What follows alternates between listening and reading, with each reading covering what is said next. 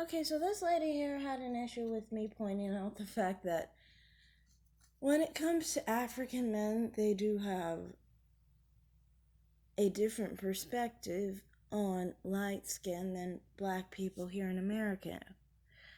You see, in America, we have a designation for light skin and then light brown skin and then brown skin. Over there in Africa,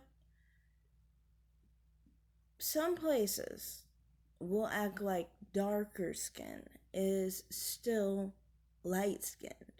Now, not all places. I think this is specific to certain tribes, really, more than other things.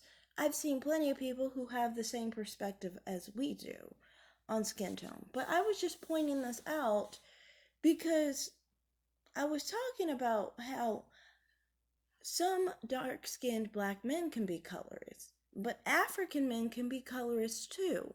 But when they're colorists, for example, many women who would be considered a darker brown would still try to they would basically get attention from men like that. Now, my point in talking about Paris Milan, I think that Paris Milan is honestly always trying to benefit off of self-hating black men. The thing is, people just don't pay attention to it because she's a brown-skinned woman. But brown-skinned women do that. They will try and go for the scraps of the really self-hating black man and try and appeal to him by being not as dark as a dark-skinned black woman. And because, Paris Milan's complexion, she's about the same color as she seems similar to the color of like Tyra Banks or Whitney Houston, things like that. She doesn't look specifically that dark or that brown, even. Those people have been called light skinned, even. So, and I'm not saying they are light skinned, and I'm not saying she's light skinned. What I'm saying is that they're considered kind of light skinned compared to dark. So, like, what I'm trying to say is, like, if you split it in half, light and dark, they would fall on the lighter end than the darker end. And you can see a lot of women will be preferred if they are on the lighter end of brown than the darker end by self-hating dark-skinned black men. And people will ignore this because they're focused on light-skinned biracial sometimes.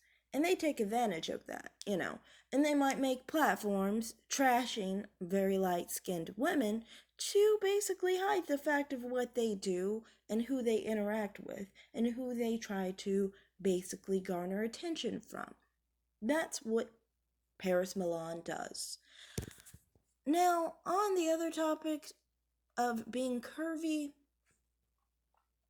I think Paris Milan is curvy, so that might actually benefit her more. Personally, I'm not curvy, but I get attention from both black men and African men. I don't know why, but I do get bothered by them.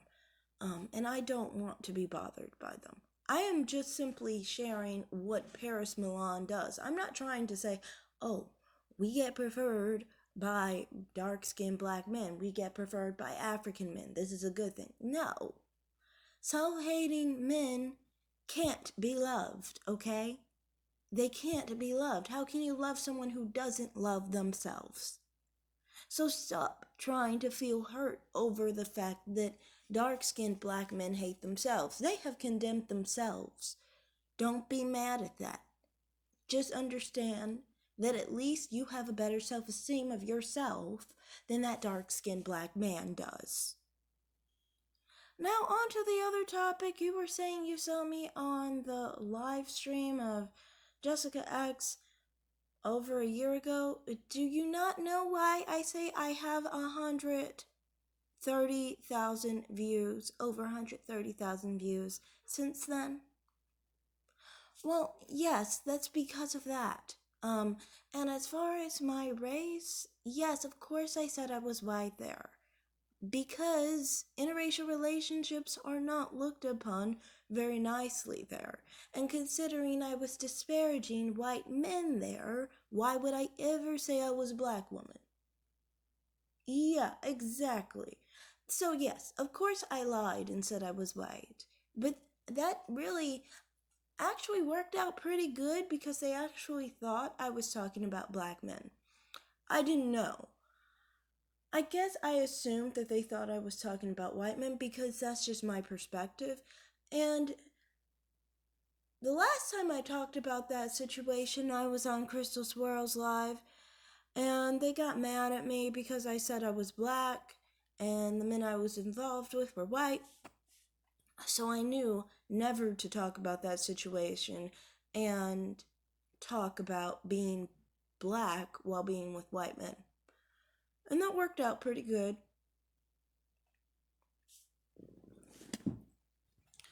But yeah, as far as like my race, I've always said that I was black on other channels actually. And I've been on live streams with Danielle Virgo. I've been on live streams for a brief time, Woman Sphere. I've been on live stream with Crystal Swirls twice. I've been on live streams with Cerebral the first time when I was moderator. I've been on a live stream with. I've tried to be on live stream with Divested Zealot once. Um, I would have probably said I was black, but the whole problem that went down that time was I was on a free phone. I even explained this to Divested Zealot in Cash App. But I was on a free phone, and the phone had bad audio. You can hear in some of my videos in the back. When I lost my charger for my phone, I started using that phone basically. And that phone basically was um, basically showing that the audio was garbled, kinda, and it just made it sound like a mess. But anyway, you know. So, as far as that, I've been on a few people's lives. Um, I haven't been on anyone's live lately, to be honest. I tried to get on Cat Black's live. Same reason I tried to get on Divested. Oops, sorry. But it's the same reason I tried to get on Divested Zealots live. Because we were talking about ghetto gaggers and black men, and I wanted to talk about it there, but she wanted to talk to black men, so I didn't call. Um, so yeah, I've been on a few people's lives. The most recent ones were specifically Crystal Swirls, Daniel Virgo, Woman's Sphere. One was about hair texture or hair, that was Woman's Sphere. The other one was Crystal Swirls, that was about a whole bunch of stuff going on her channel. The time she let that racist person go on her channel and talk about, she was talking about basically black women, dark skinned black women, in weird, disparaging ways. And I was trying to explain to Crystal Swirls that that racist lady on her live was someone she's been talking to before. And, you know, that she blocked her. And you probably just want to let her go and let her off of the live stream. If anyone remembers that live, because, I mean, that live is actually, I think, not up anymore. It was a long live. It was like 12 hours. But yeah. And then Danielle Lavirgo's live, that was in May. That was the most recent live I've been on. And on that live, I was just basically talking to her about the whole Colin Kaepernick situation. And we were talking about the police and black women and things of that nature. I did not really talk about my race on Crystal Swirl's last live or Daniela Virgo's live. I did talk about my race on Crystal Swirl's live back in May of the year before last, though. And like I said, that was the same topic as Jessica X, kind of, where I talk about my relationships. Now, besides that, that's about it. I don't really go on people's lives that often. I garner enough attention on my channel that I don't need to go on anyone's live. You see, I've made videos on Cynthia G before, and the times I've made videos on Cynthia G, I've garnered a lot of attention from those videos, to be completely honest with you. I've done about 100, I think 110,000 or close to it. And it's been,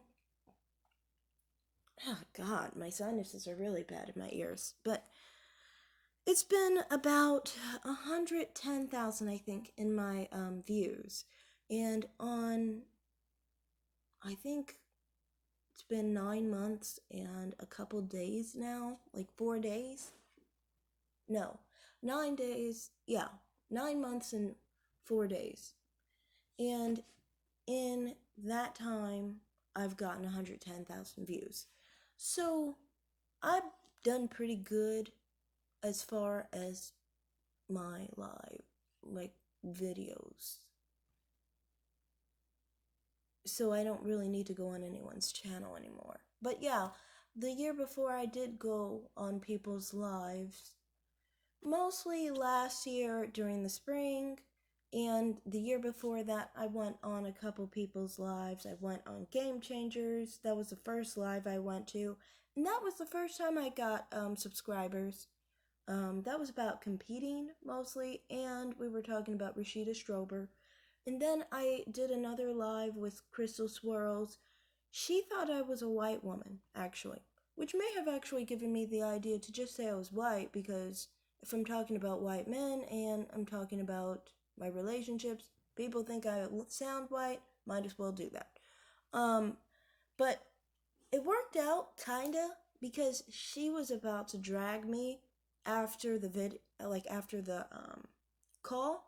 But what happened was I came and talked to your favorite bedwench, the moderator. And I was like, no, that was me. And the people went and looked at my channel, and some of them subscribed, and I got my first shout out from Crystal Swirls, because she kind of felt bad me a white woman after my call, you know. So anyway, like, those are the only lives I've actually done, honestly, you know. That whole year, though, goodness, my views before I went to the Jessica X live was about 3,000. I ended the year with about 15,000 views, and that was my first year on YouTube. And then from then on, I always had a following after the Jessica X live, and I had 30,000 views by June. No, I actually had 20,000 views by May. But then I had a beef with Bossy, of which I've talked about a lot on here. And that got me 10,000 views. And then after that, I got like 15,000 views basically every month until now, because of Cynthia G. So, yeah. My channel, though, is mainly on colorism. But, you know, the main things I get known for are generally basically people talking about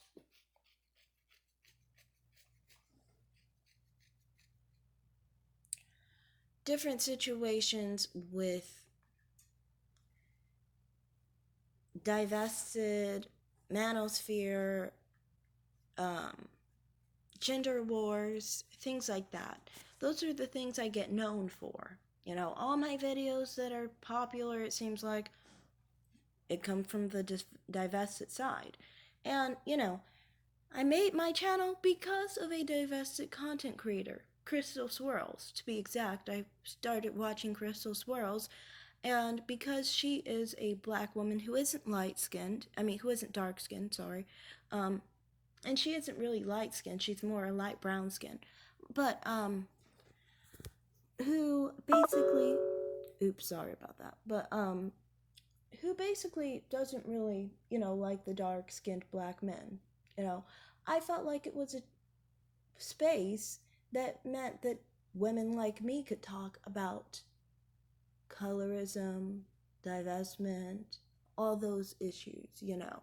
So it's not really a shock that most of my videos that are known have to do with divestment, even though my channel is still basically mainly on colorism. And a lot of people come to my channel and are like, why is your channel mostly on colorism? Because the main reason I decided to make a channel back in 2019 was because of Chrissy.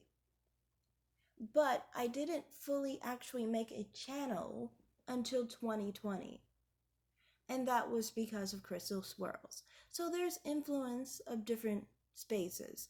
And also, at the beginning of my channel, most of the time I spent watching Crystal Swirls lives.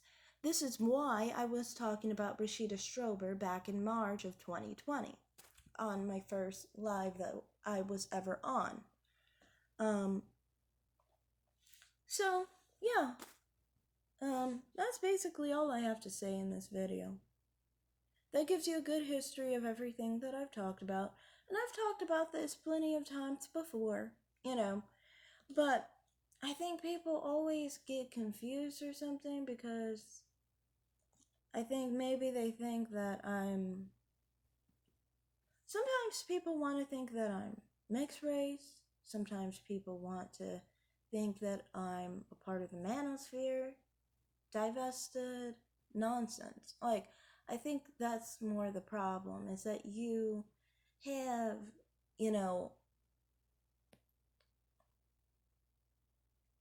a desire to kind of place me into a sector. If any sector you want to place me into, it would be the colorism sector, but I am not pro light skin and I'm not pro dark skin. I'm kind of in between, basically. So I'm not the colorism crybabies, what I'm saying. I'm not really where I think light skin is better. I do kind of think that dark skin looks better than light skin. That's just my personal opinion. But I do think all shades matter. Which actually is influenced by another content creator. Yes, I know that. But that's just my perspective, that all shades matter, So that's just my perspective on all that. I really think if you have any questions, But yeah, in my perspective, I have a long history on my channel. But I should, honestly, if I have 140,000 views so far, and it's been over a year and 2 months that I've garnered it. So anyway, thanks for stopping by and asking a few questions. Have a great day, and like and subscribe. Have a great day. Bye.